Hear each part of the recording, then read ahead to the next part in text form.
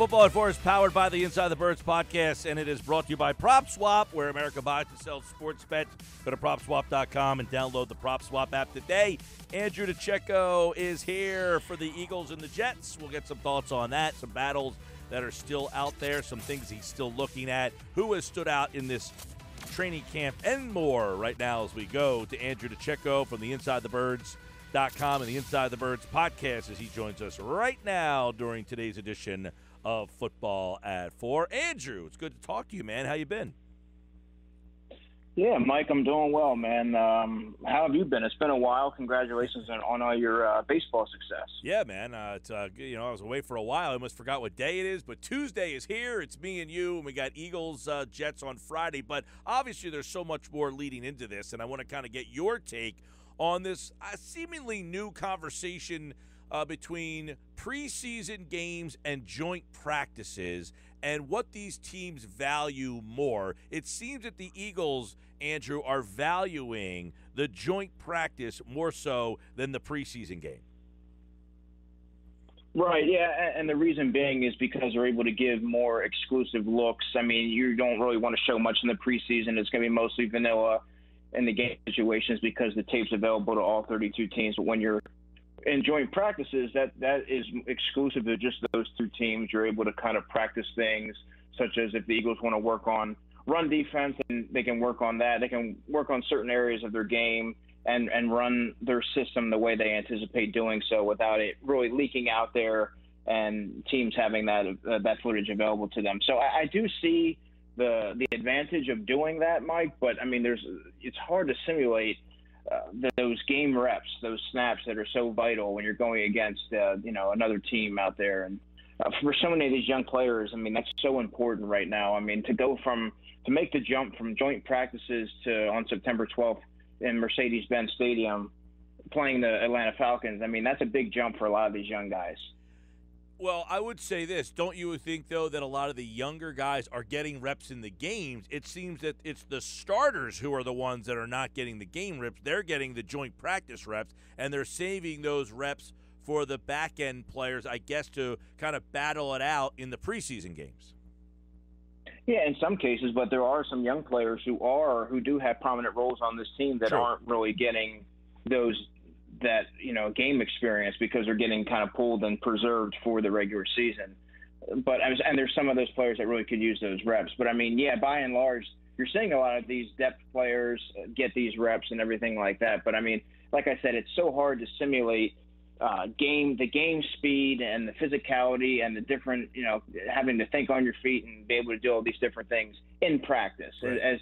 As beneficial as it may be, it's just very hard to sort of go through all that and get everybody prepared. And just, the season's in a couple of weeks here. Yeah, I agree with that. You're right. There are some young players. One is Devonta Smith. The other one, Jalen Reagor. You got those two wideouts. Kind of give me your overview of, after two games, where this wide receiver room stands, because I'm not sure that we know what's going to happen with Travis Fulgham, J.J. Arcega-Whiteside. I guess Quez Watkins has opened eyes. Where's John Hightower? Give me your overview of what you've seen from the wideouts.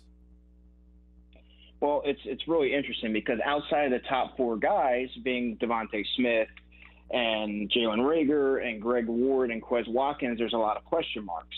Devonta Smith's going to be the top receiver on this team, just a very nuanced route runner, savvy, very polished, detailed, good hands. He showed a little bit of rust last week, but that's to be expected. I mean, the guy missed most of August with dealing with that MCL injury, and he didn't believe that he was rusty. But I mean, I think that some of those balls that bounced off his hands, he comes down with.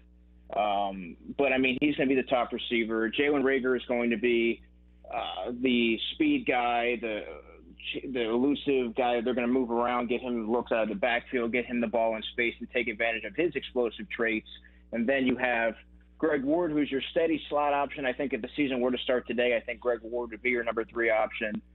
Not explosive by any means, but he's solid, steady, going to catch the football, move the chains. You know what you have there, which is why he only played 4 snaps last week. No need to really get him out there and get reps when you need to really see what you have in these other guys. And Quez Watkins, I think, is going to be a complementary piece, a rotational piece that's going to be – they're going to have certain plays for him to take advantage of his dynamic ability and he's going to be another guy that can take the top off of a defense, and they need to find ways to get him the ball creatively in space and take advantage of his big play ability, which you started to see last season towards the end of the season, what he's able to do. So I think there's going to be a lot of packages for him as well. I think he's more of the wide receiver 4 right now. I think that role could certainly elevate as the season progresses. And then you have a lot of question marks there after that. Travis Fulgham has had a relatively quiet summer. He only played 14 snaps last week, had 1 target, really hasn't flashed or taken that next step that you want to see after that 4-week outburst of production last season. You really haven't seen much from him since then. Obviously, there's been a lot of variables that have played into that. And J.J. Arcega-Whiteside's there, of course, and John Hightower. Those guys are all sort of vying for that 5th spot, and it's really come down ultimately to their performance on Friday night. So let me ask you, I know that you are big on the draft, so you know a lot of these younger guys, Andrew. Should we buy into what we're feeling and seeing from Quez Watkins? Can he have an impact in the offense? He absolutely can. And the reason why I say that is he's vastly improved as a route runner. And the route running department, there's few corners that can really keep up with his quickness. He has very little wasted movement in and out of his breaks, good hands, and I think he just looks like a more refined player. When he came out of Southern Mississippi last season, I saw him as a raw prospect that had a lot of intriguing intangibles, but really needed time to let that sort of marinate, get him with an NFL coaching staff, have him work on some of the finer nuances of the position. But he really looks like he attacked the offseason with a purpose, and you're starting to see that pay off. It paid dividends throughout the summer in practice and in the game situation. So he's the real deal, and I think moving forward he's going to carve out a role. Like I said, I don't know if he's going to be a volume player. I think if the season started today, like I say, Greg Ward would probably be the third option. But I think Quez Watkins is going to really turn some heads this season. Yeah, that's an added bonus if you can get something from a guy that maybe you didn't have a lot of expectations coming into for. And let's kind of go to the running back room and kind of hammer that out and see how you're seeing that entering this Jets game here, because I think it's still a little murky behind what's going on with Miles Sanders. I say murky is we just don't know what the roles of those guys might be. So what have you seen through 2 preseason games from some of these guys? Yeah, so basically Miles Sanders is going to be your 3-down runner. I don't know if they're going to throw a lot at him this year and try to wear him down. I think he's best when he's fresh, and hopefully they utilize him a lot more than the previous regime, because I think he's so dynamic with the ball in his hands. You saw his ability to hit the crease and really take it the distance. He has that explosive big play ability. And then you have Jordan Howard, who I think can lessen some of the load from Miles Sanders and grind out those tough yards. Not going to catch the ball, obviously, but he's going to be a short yardage guy, probably steal some goal line carries. And then if the Eagles have a lead, I think he's going to be someone that could really bleed the clock out. And then you have Boston Scott and Kenneth Gainwell, who I think are tremendous change-up running backs that can catch the football. They're elusive in the open field, present a lot of matchup issues. And then possibly you have a guy like Jason Huntley, who could sort of prompt the Eagles to keep 5 running backs, because he is a good returner. He can contribute on special teams, and he's another guy that can be one of those change-up guys. I don't know if you can get him through waivers, because he was a 5th-round pick, and he has shown a little bit of ability this summer to have that that burst and springiness to him. Looks like he shot out of a cannon at times. I like what I've seen from him. So, and I think there's a great deal of teams that would be vying for his services as a depth player should he get cut. So there's possibility that they could keep 5 guys, but I think that they're likely to keep 4. But I certainly think that you can make a case for keeping 5. Andrew DiCecco, football at 4. Eagles and Jets Friday night, both in a joint practice today, where the observations from many was that the defensive line kind of dominated the day, which should be expected. Fletcher Cox, Brandon Graham, obviously Derek Barnett. What you got up front, Javon Hargrave, that's going to be a very you need that offensive defensive line. But have you learned anything about Jonathan Gannon and his defense with how he's going to use the other guys, the Kerrigans, the Averys? I don't know that that's become clear yet, but have you got a little bit of a read on how Jonathan Gannon's defense might work?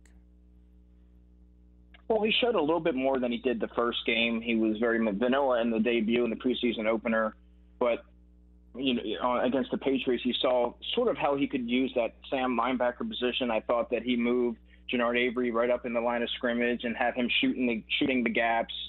But like I said, the Sam linebacker spot, I've said this before, they're going to be, the way that he envisions it seems like, is to have that change-up fastball coming off the edge, like a Jannard Avery, like a Patrick Johnson, the rookie linebacker from Tulane, who I think is, obviously it's going to be between Jannard Avery and Patrick Johnson, with Joe Ostman being released this afternoon. But I think that he has a role for that Sam linebacker spot.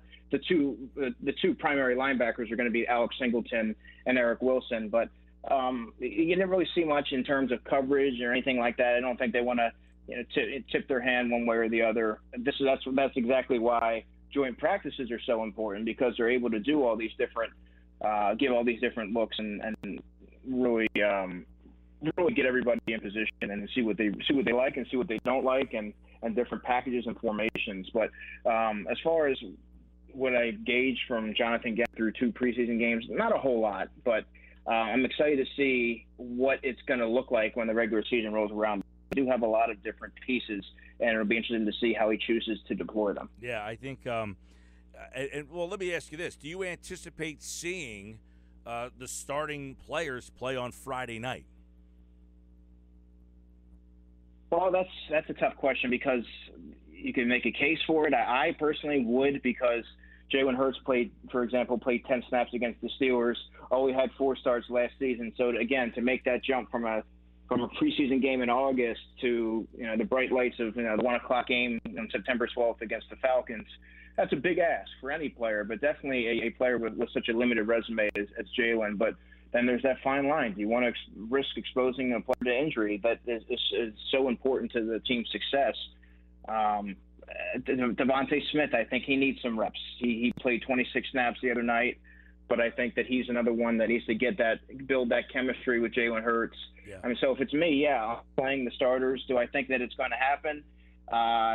Based on some of the answers you've sort of heard, if you're looking to poke and prod with some of those answers, I would have to say that you're not likely to see too many starters play on Friday night. I would agree with you. Let's see where these guys are in your mind right now, in or out. J.J. Arcega-Whiteside, in or out? I think he's out. That's a disappointing end to a second-round pick there. All right, what about John Hightower? Well, to elaborate on that, I thought that J.J. Arcega-Whiteside was going to be someone who looked like he was turning the corner and proving to be a multi-purpose player, added value as a special teams guy, but he really he looked like against the Steelers, he made a nice tackle, but then he only played 4 snaps on special teams, whereas Travis Fulgham played 11. Travis Fulgham looked adept at playing special teams, and he's a guy who I think is in contention, probably the front runner for that 5th spot. All right, I agree with you. I'm kind of disappointed, and I don't want to say I'm disappointed in Sirianni so much, but I felt that if you were going to get something from Arcega-Whiteside, it's because of this coaching staff, and I can't. I think this kind of shows me that there's nothing to get out of it. You know what I'm saying? Like if they couldn't get it out of him, there must not be anything. What about John Hightower? John Hightower is someone who I think, if you're looking, when you're looking at traits, especially for that final spot, he has that speed. He's a good route runner, but tracking the ball has always been a problem for him. I think he's someone you can get through waivers safely and sort of develop him on the practice squad. Not exactly a young prospect at 25 years old. Hasn't been consistent enough to warrant that final spot. So I think he's out. John Hightower, a pick from last year as well. It looks like, as we kind of talked about, Watkins has kind of performed. Hightower might be the guy who becomes the odd man out of that group. What about Jason Huntley, the running back? I just going through the roster here. I mean, earlier this summer, I thought that he had a shot at sticking as the 5th running back, but I think that he's out. He's another guy that they're going to probably hope to get through waivers, but I think he might be one of those players that gets claimed by another team who's in dire need of running back depth. You got the interesting draft picks here. Jacoby Stevens, who has been linebacker. He's missed some time with a hamstring. Do you anticipate him making the team? I think he might be one of those players. You know how every year someone tends to get a phantom IR stash, yep, or or an injury designation. I think that they really like him, but he's a raw player, and you wonder if he's going to be able to contribute immediately. If anything, he'll be a special teams demon and make his mark there. I think he's going to stick in some capacity. All right, Josiah Scott is the corner they traded for. Is there a spot for him on this roster? Yeah, I think he makes the team, and one of the added benefits of Josiah Scott is that he can play the nickel. That's really all, given his size, that's all he can play. But it gives Avonte Maddox flexibility to move around and give Jonathan Gannon flexibility to deploy him however he sees fit. He can play safety. He can give teams a number of different looks with Avonte Maddox. So having Josiah Scott is an added bonus. All right, yeah, these are a couple of guys that will probably be on that bubble, and Friday night could be a big night for. You look at that guy too, like Hassan Ridley, because he's got two rookies he's battling with to make this team. Yeah, Hassan Ridgeway has always flashed in his past couple of seasons, but he's always struggled to stay healthy. I think he's played in 14 games in 2 seasons. Hasn't flashed particularly during the summer practice sessions. So I think he's someone that makes the initial 53-man roster, but I think you could see the Eagles look to the waiver wire for a player that they like a little bit better, that they prefer, and maybe has a little bit more upside and stability there, because there is depth concerns there at defensive tackle after Milton Williams. I guess I don't know that it's a big night for, obviously I don't think Dillard is even going to play, but how do you anticipate the team making a trade involving Dillard? There's been some murmurs that the teams are calling for him. Do you see Dillard on the team September 12th? Well, if I'm the Eagles, I'm not going to be too quick to unload Dillard without knowing what you have in the Raven Clark. Because then all of a sudden you're looking at Brett Toth or swinging Jack Driscoll out there to play tackle on a pinch or something to that effect, and then you severely deplete the depth on your offensive line. I think if LaRaven Clark looks like the player that they envisioned when they brought him on initially as a free agent, then I think you sort of field some calls on Andre Dillard. But as we've seen in the past, the Eagles have been just ravaged by injury on the offensive line, and it can quickly dwindle down. What looks like a luxury now tends to sort of dwindle down as the season goes on, and then that war of attrition. So I wouldn't be so quick to unput Andre Dillard. Yeah, that should be something to keep an eye on. Do they get a call? Do they get, if someone offers you a third-round pick, do you change your mind on that?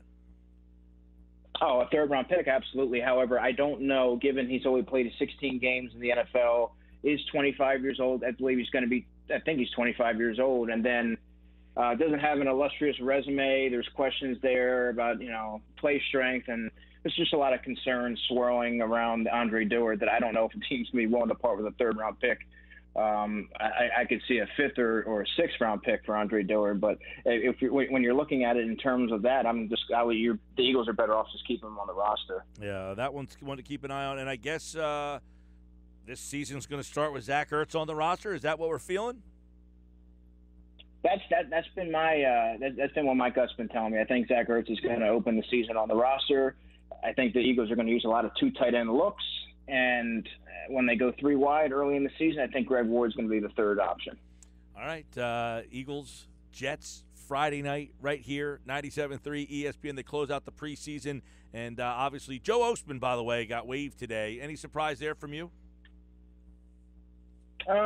He's someone that's been snake bitten, unfortunately, the past couple summers with injuries, and the Eagles definitely liked him. That was very obvious, and they envisioned a role for him. When I was at practice, he was very active, and they used him a lot in different looks and things like that. But unfortunately, if you're not available and you need to get down to a certain number, how do you justify keeping somebody around?